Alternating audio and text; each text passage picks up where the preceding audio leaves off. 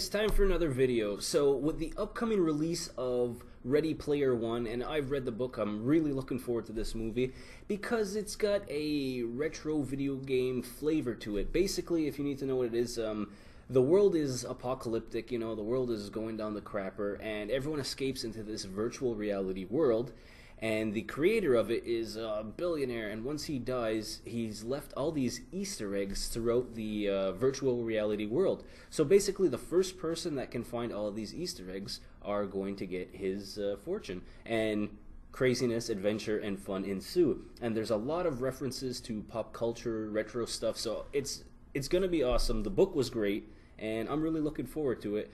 So this list is just going to be movies that have a video game theme to them, or they have something to do with video games, but it's not a video game movie. You know what I mean? It's not going to be Mortal Kombat, it's not going to be Tomb Raider, it's not going to be Street Fighter. It's going to have a video game theme to it. So no particular order. These are 5 that I really like that you guys should watch. Existence, 1999. So this was in a time when I was just getting out of high school, and virtual reality was still supposed to be the big thing in gaming, that in the future everyone was going to be in virtual reality. And who's to say that's not true, but as of 2018, it's still not a big deal. Basically, the movie is about Allegra, Jennifer Jason Leigh, who created the virtual reality game GamePods, also called Existence. So after a crazed fan attempts to kill her, she goes on the run with Ted, Jude Law, who's a young businessman who becomes her de facto bodyguard. Allegra implants the game into Ted's body, and he's carrying a damaged copy of Existence. They're trying to save the game. Allegra and Ted engage in a series of experiences that blur the lines between fantasy and reality. And this is directed by the horror guy David Cronenberg. Really underrated, awesome film. If you can find it, check it out. And one of the taglines, play or be played. One of my all-time favorites, Grandma's Boy from 2006. So, stoner, game debugger, part-time game programmer Alex is kicked out of his apartment because his roommate spends all of his money on hookers, or massage therapists. So basically he has to live with his grandmother. Craziness ensues. He's trying to do his job debugging. He can't sleep because of his roommates. He can't smoke his weed.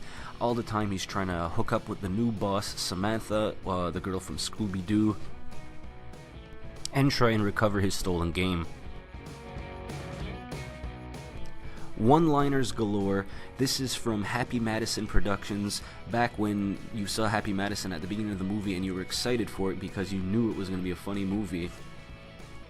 A lot of the Happy Madison, Adam Sandler's Rogue Gallery, B players. I'm glad that the guy that plays Alex actually got to star in a movie, and strangely enough, there's been rumors of a sequel finally coming out 12 years later, so hopefully that's not just a story that doesn't go up in smoke. I hope that this actually happens, because this is a hilarious movie. There's not a lot of moving pieces to it, but it's just something that you have to sit down and watch. It's really funny, and it came out at the perfect time. Oh man, I gotta watch this again. I forgot that we got young Jonah Hill in it, and Nick Swartzen is still funny. And the tagline for this is, a movie that proves you're never too old to come of age.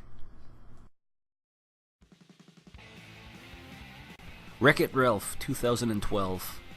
When Litwack's Family Fun Center and Arcade closes at night, the various video game characters leave their normal in-game roles and are free to travel to other games. WreckIt Ralph, the antagonist of the game Fix-It Felix Jr., is ostracized by his game characters for just doing his job, while the titular hero, Felix, is always praised. Tired of being mistreated, at the game's 30th anniversary, Ralph announces that he's going to earn everyone's respect by winning a medal. So this was a fun little movie. The main character is voiced by John C. Reilly. Perfect voice for the character. Ralph is, he's a bad guy character that's really a good guy inside of his game, and he just wants to, be respected and have friends. So he, accidentally releases some enemies from a first-person shooter, and they have to save the entire arcade before the bugs eat everything. Fun movie. The Wizard, 1989. Now, even without looking at the thumbnail, just reading the title, you knew The Wizard was going to be on this list. The movie stars Fred Savage playing Corey, who's trying to get his younger brother Jimmy to California. The younger brother is obsessed with getting to California. He's always just walking away trying to get to California. You later find out in the movie why he wants to get there, but along the way they discover that he is a video gaming savant. So with the help from their new friend Haley, they swindle people, they game against people to raise enough money to get to California for this giant tournament and win the prize money. Haley can save her house, and the boys can theoretically still live together without being split up. So at the time, it was given a little slack, this movie. I really loved it as a kid, and personally, I still enjoy watching it today as an adult. But it got some slack, it got some flack because it was touted as just product placement for Nintendo as it unveiled Super Mario Bros. 3, a brand new game at the time. So we see more of the game at the end, where Jimmy has to win the big tournament. The family catches up to him because they've been looking for the kids the whole time. There's a bounty hunter. The whole cast gets there at the end, and they're all cheering Jimmy on to win this tournament. But one thing that I always questioned was, they're yelling from the audience, they're telling him about a magic flute that nobody knew about at the time. Super Mario Bros. 3 was supposed to be brand new, so they're still giving him hints. You know, overall, it's a fun movie. Go out there. If you haven't seen it, or if you haven't seen it for a while, give it a watch again. You'll like it.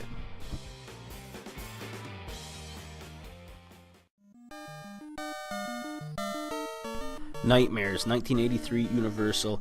Now this one, I wanted to go a little outside of the box because I'd like to hear in the comments video game themed movies that you would recommend, because I thought about adding Joysticks, Lawnmower Man, you know, there's different movies like that. But Nightmare, that came out in 1983, awesome graphics by the way, they don't hold up at all, but still a fun movie to watch, is one of those anthology movies where they do 3 or 4 short movies all together. And the one that I want to talk about is the one that stars Emilio Estevez, where he's obsessed with video games. I know some people like that, but he's obsessed with this arcade game where, you know, he's got to be at the arcade all day, he sneaks out at night to play it, and he winds up getting consumed by the game. Now, I don't want to come down too hard on the graphics. Emilio Estevez's big battle with the Bishop of Battle at the end is pretty cool, especially if you think about it for 1983. So, if you can find this anthology, check it out. And that's going to do it for 5 video game themed movies that I think you should really check out. So, you know how this works now, guys. Hit that like button, and then down in the comments, tell me a video game themed movie that you think I should check out or other viewers should check out. I'd really like to hear from you guys. Thanks a lot. See you next time.